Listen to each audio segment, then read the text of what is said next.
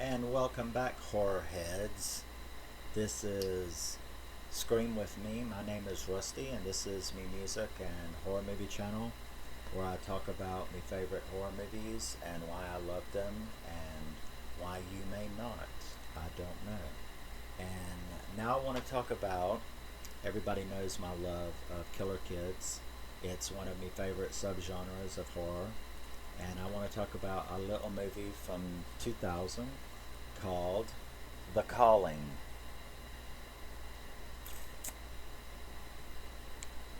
Doesn't he look evil? Doesn't he look like a little devil? I love this movie. Um, this movie was released in 2000. It stars Laura Harris, Richard Lintern, and Francis Magee, and that is Alex Rowe, the little devil child, the little AntiChrist, is Alex Rowe. He was so good in this movie. He really reminded me of Damien because he was an evil little shit. And he loved being an evil little shit. But this movie is really like a cross between Rosemary's Baby and The Omen. You have the lead actress. She's kind of shy and demure and quiet. She really did remind me a lot of Mia Farrow. She did really remind me a lot of her in her demeanor and the way she talks and everything. She's even got like blonde hair, and it's not short, but it's a little short. But yeah, she did remind me a little of her. But she gets married to this newscaster, and they're wealthy. He's wealthy, and of course, I mean, the Antichrist isn't going to be born into a trailer park, if you know what I'm saying. But can't have none of that.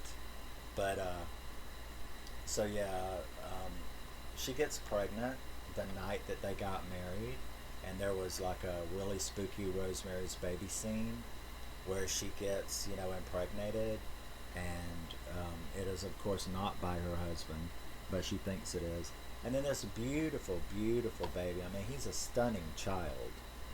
But then again, the Antichrist isn't going to be born ugly either, is he? So you're going to be pretty and rich if you're the Antichrist, I'm sure. Um, you know, you're not going to be an ugly person from a trailer park, I don't think. Not that people from trailer parks are ugly. I mean, what the fuck you think this is? But, um, yeah. So you have that scene. She gets pregnant. She delivers this beautiful baby boy. And then, just like with Damien, about the time that he, well, it's a little older actually. I think he's 9, 10, about 10, when his daddy. Oh, and this also has Alice Krige in it. Yes, Miss Sleepwalker, um, the Borg Queen from Voyager and First Contact, and Ghost Story, which I'm going to love doing a video on that movie. But so yeah, Alice Krige is the bad lady in this movie, and her husband, they all know this. They're part of the Antichrist cult.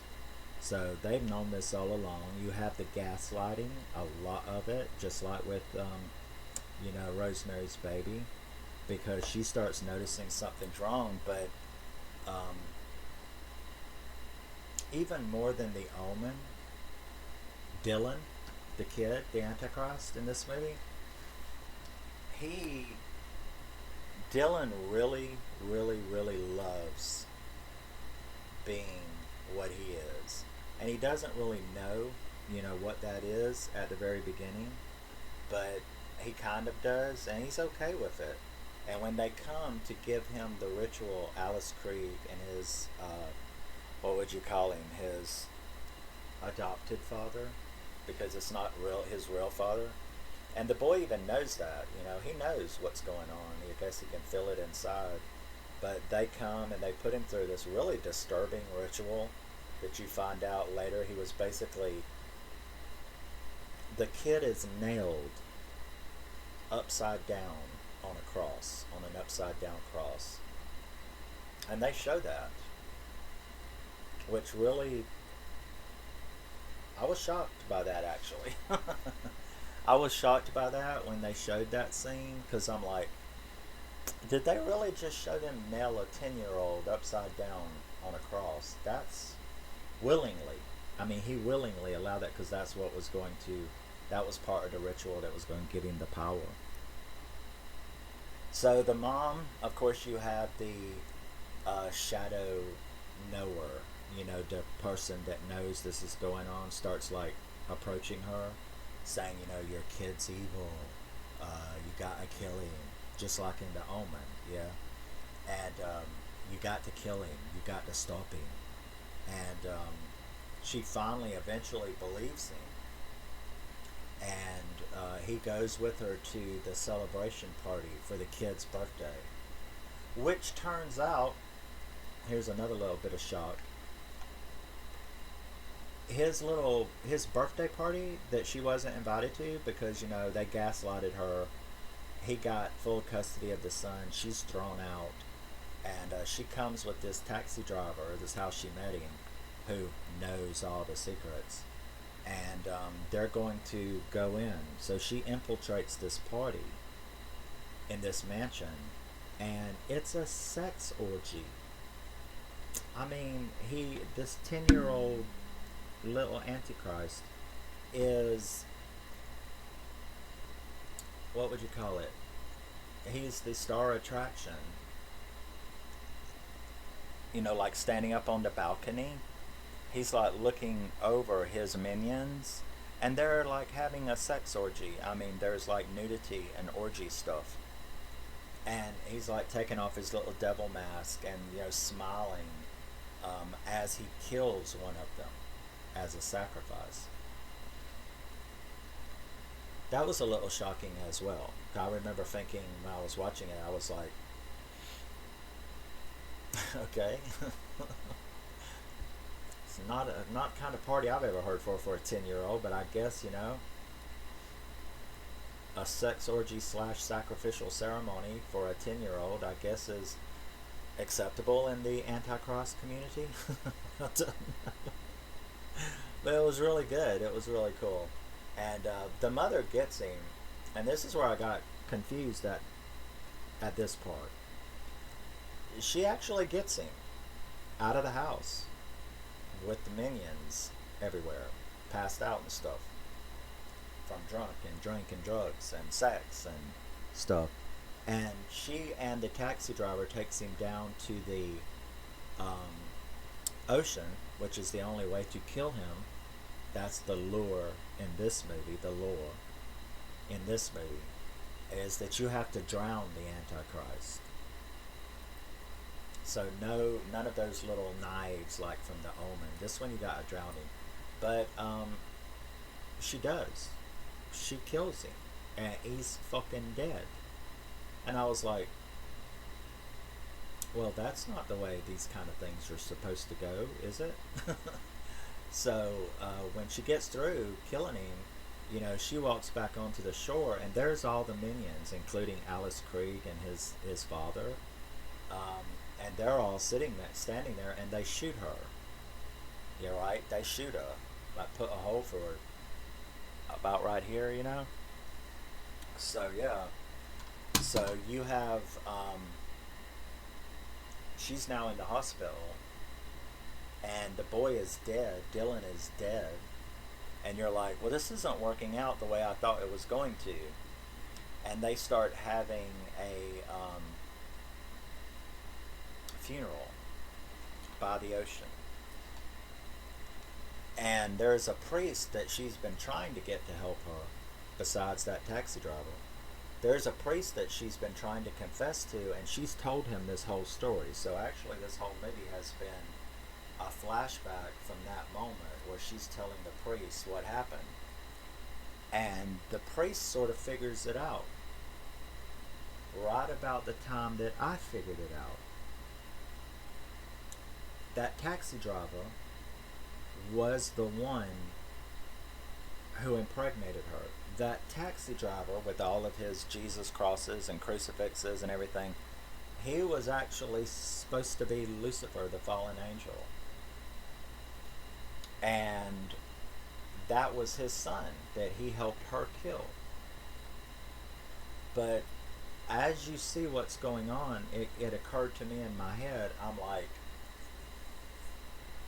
they're doing all of this on national TV, because the kid was like a star because his daddy had took him on to his show. And so you had like the entire world was watching this funeral. And then I had this little thing in the back of my head saying what they need is a resurrection. What they need is a resurrection. And I was like, they're fixing to resurrect this kid. This kid is going to resurrect on national TV, throwing the whole world into a religious fervor, because she had earlier in the movie, okay, she had told the priest sitting there in the thing, it's like the mouthpiece of Satan. What could be a better mouthpiece for Satan, a messenger for Satan, than the media, the TV, YouTube, you watching me right now, this instrument? What could be the best mouthpiece for Satan than the media? That's when it hit the priest, and it's when it hit me, that they wanted him dead. Because everybody had wondered, the priest had said, why would his minions wait till after you killed him to shoot you? And that's when it hit me. Because I asked myself the same thing when he did. When he asked her that, I was like, yeah, why? That's what I wondered a while ago when it happened. Why would they wait until after she had killed him to shoot her? It's like they wanted her to kill him. Yeah, they wanted her to kill him. They wanted him dead. They needed him dead so that they could resurrect him on national TV in front of this audience. And that's exactly what they fucking did. This big storm clouds came. The taxi guy, who is now Satan, screeches, but of course nobody says it's Satan. But the black clouds roll up and you hear banging on the coffin, and this little baby is alive on national TV. And then they show all these news reports, beautiful Dylan was not really dead. We have witnessed a real resurrection. How to get religious power. Yeah, how to get religious power than to resurrect on live TV and become a worldwide resurrection story. If you think stigmata is going to get you some attention, fuck that. Get resurrected on national TV. So the movie ends, now that they know this, the movie ends with her escaping because, of course, the sheriff of the town comes to kill her. That was the last thing they needed now, was her dead. But the priest and her had figured this out. So he had helped her escape the hospital. And and it shows him and her driving down the road. And one of the minions is on a motorcycle following. But the movie ends with the preacher, the priest, taking off his collar and throwing it out the window, where the minion then stopped and picked it up. Metaphor, metaphor, metaphor.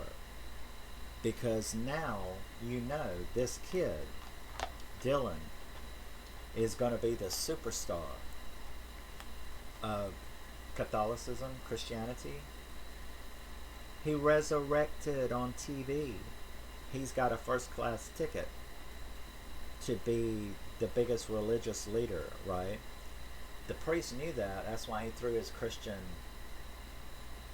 collar out the window, because he knew right then in this moment Christianity had just flipped, because Dylan was going to be the false prophet. Dylan was going to be the new religious head of Christianity. That's why his minion stopped on the motorcycle and picked up the collar and put it on. Metaphorically, the priest was no longer a priest. The minion of Satan was now the priest. There you go. So, don't listen to the critics about this movie. What does it have? A 2? Let me see. 4.2. Oh, well, it's not as low as I figured it would be. So it's got a 4.2 on International Database. It's a fucking phenomenal movie. If you like Killer Kids, if you like Omen, Rosemary's Baby type stuff, you cannot go wrong with this. It's a wonderful movie. Some really chilling scenes, really chilling thoughts. It really works really well. I loved it. The Calling, 2000. Alex Rowe, Laura Harris, Richard Lintern, and Frances Magee, and Alice Krige. You gotta have all her movies. So, yeah. Pick it up. Check it out. I loved it.